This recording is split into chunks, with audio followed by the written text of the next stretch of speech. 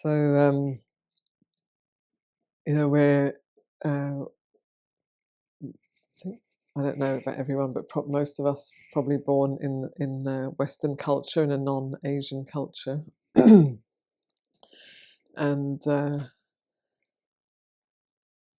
we may have various relationships to religion or spirituality from our background or not. And, the Buddha was teaching in a particular context in India 2,500 or 600 years ago.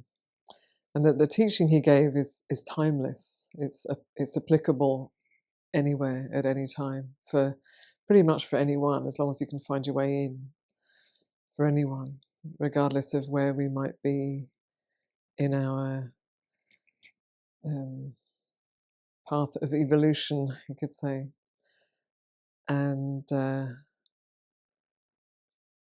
part of the Buddha's teaching, which may or may not translate in the West, depending on the individual, I think, is this sense of a long wandering through samsara. So samsara is this endless cycle of becoming something, becoming the next thing and the next thing and the next thing. And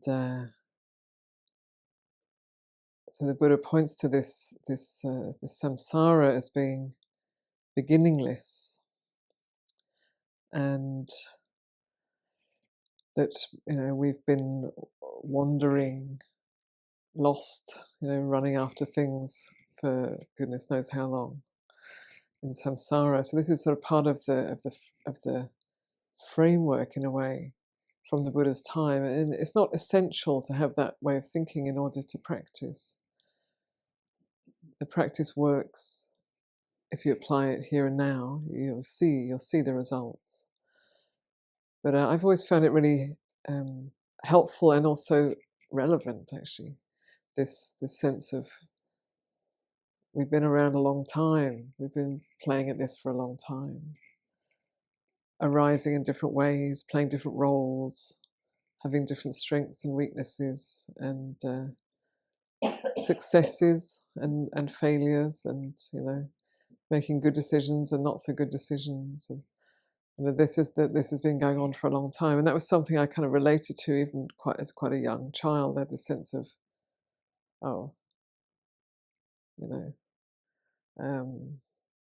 this wasn't the first time around. A sense of like, oh, here we are again. I'm like, oh my goodness, this is complicated, And so the Buddha is pointing to the way out of this perpetual cycle of becoming, and birth and death. This cycle of beginnings and endings, and reaching to the next thing and the next thing and the next thing. And essentially what he's teaching us is to let go of craving. That is the essential teaching. And that when craving has been let go of, which is easier said than done, when craving has been let go of, then we can be fully here with whatever is. We can be fully present. We can be fully here with things as they are, without the constant pushing and pulling of our fears and desires. And in the meantime, we have to kind of get to know them so that we know what we're working with, because you might think that the ones in robes don't have those things anymore, but we are human beings, and we work with those things, really consciously. That's part of our practice.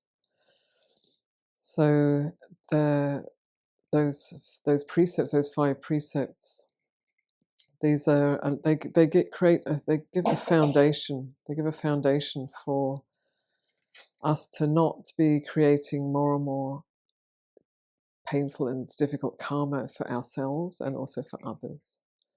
So they support a greater simplicity, and also they support, trustworthiness and a sense of safety and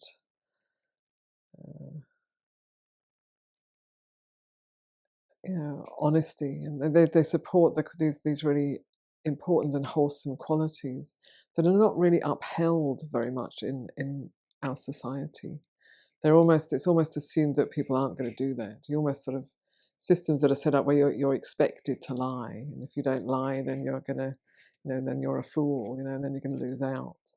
So unfortunately, we live in a society that doesn't understand the value of these qualities, these practices, and kind of sets us up to get caught into not following those, and that serves a certain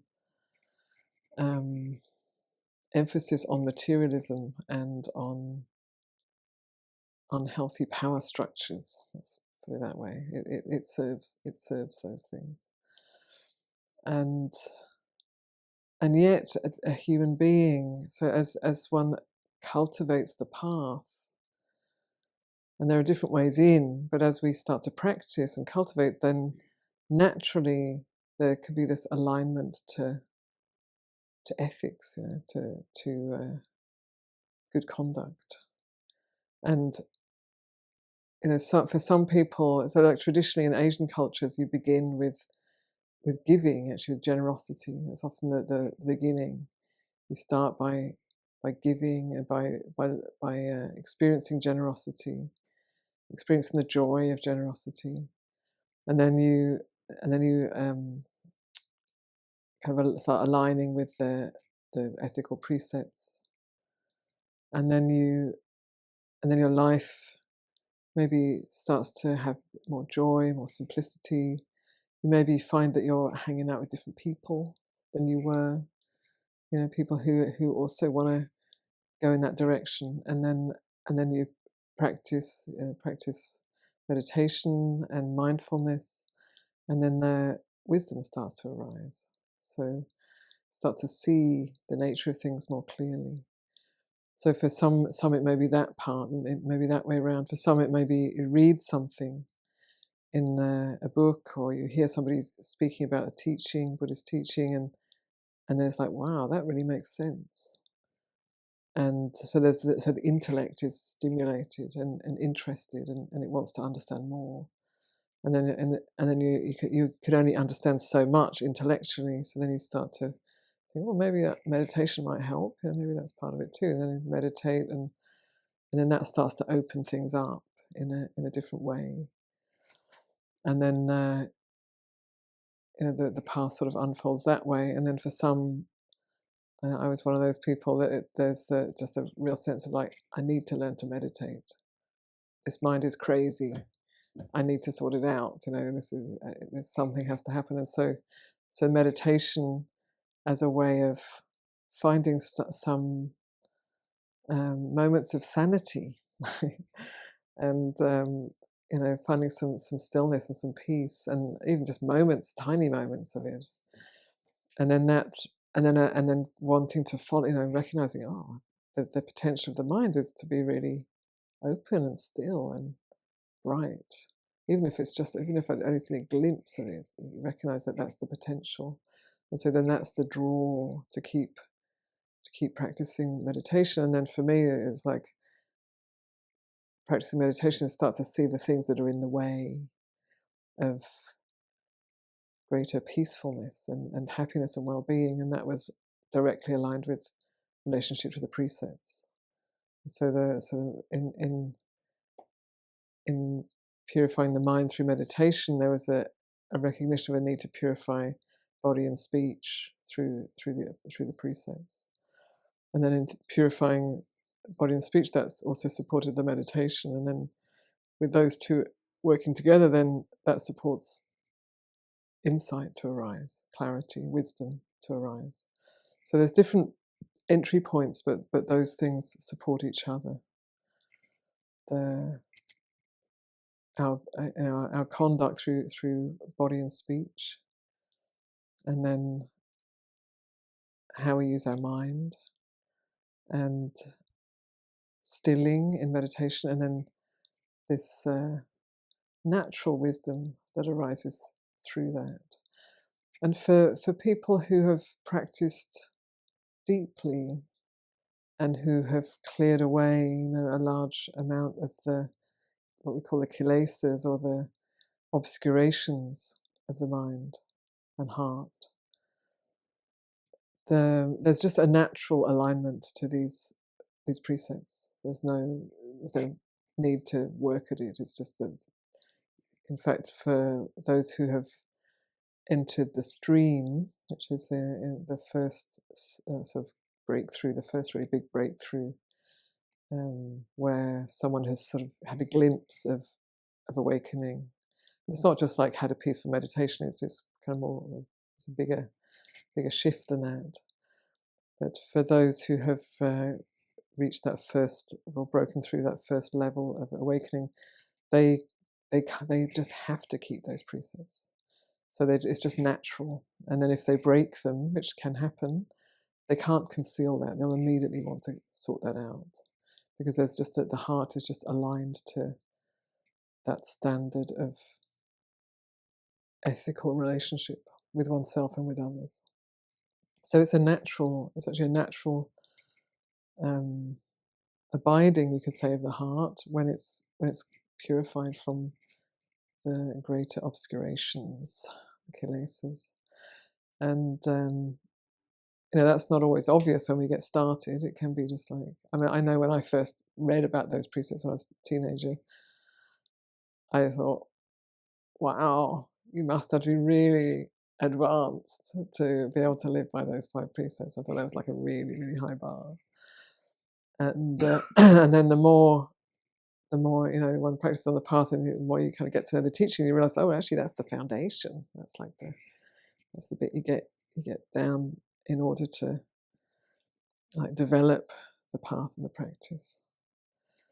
So wherever we're starting from, it actually doesn't really matter too much. Wherever we're starting from, we start from where we are, and see where is the inroad, where's the interest, where's the enthusiasm, where's the place that's too painful that we can't bear doing that anymore. We just have to change. It might be that, and we start there, and then if we take on those aspects of training our body, speech, and mind in ethical conduct, and then sitting, spending time in meditation, not just thinking about meditating, but taking some time, to still the mind and to let our mind clear and open, then wisdom arises, and the path starts to unfold. And it can mean that there are very big shifts in our life. It can mean that our entire or almost entire friend base changes, and that can happen. And that sometimes people are willing to do that, and sometimes they're not. And sometimes people just decide not to do that. And that was certainly true for me, and in my earlier years of practice. And then there would be a few people, not necessarily the people I expected, who just stayed friends, stayed with me, maybe living quite differently, but had a sense of like, yeah, this is good. And even maybe like, I can't quite do that, but I'm glad you're doing that. You can kind of do it for me a little bit, this sort of thing. And so then you feel like, oh, they're the real friends, they're the real good friends. And then the other people were like maybe good time friends, So so not to be afraid to lose one's circle of friends at certain times on the path, because it does happen, and so it can be for a little while that one becomes a very boring person, that isn't doing all the things that it used to do, and then after a while, if you just stay with that, after a while you start to find new friends, and you start to move into a different circle. And some of the people I've had the incredible good fortune to meet, I just feel very, very blessed. And if I'd have not left my original, if I had not moved on from that original sort of friend base, likelihood is those opportunities wouldn't have arisen. And so it takes a certain amount of trust also in the path, that it unfolds, and that unexpected things arise. unexpected opportunities and meetings and openings arise as we practice. So, everyone here meditates, and just meditation on its own can facilitate great openings. But the Buddha was really emphasizing practice through body, speech, and mind, not just mind. And the path is to be integrated into our life, to be lived and developed. So, we start where we are, and there may be things that are more accessible, things that are harder to work with, things that we just feel like we'll never ever get down, and then we just take it a step at a time, and it can be surprising what opens up in a good way. And as we refine the path, so that little chant I did at the end when you'd all taken the 5 precepts, that little chant, the last, that's pointing to sila or virtue as a support for a true happiness, like an internal happiness, true wealth, like the wealth of fearlessness, of trustworthiness, of integrity, contentment, and then the peacefulness that leads to liberation. Peaceful because we're not regretting, doubting, covering up. It can just be. And then the sort of the encouragement of this is to be purified. This practice of sila is to be purified, and that's an ongoing practice. I've been a Buddhist nun for over 30 years, and I'm still working on that. There's levels to it. There's still places that are maybe a little fuzzy, or at one time didn't seem like it mattered, and now it's like, no, it does matter, And so it's like it's an ongoing practice, and it's very important to start where you are, not from some very high ideal, but the ideal is like a guiding star of what is possible, and then there's where you are, and the practice that will lead you to greater freedom, greater happiness, greater peacefulness, openness.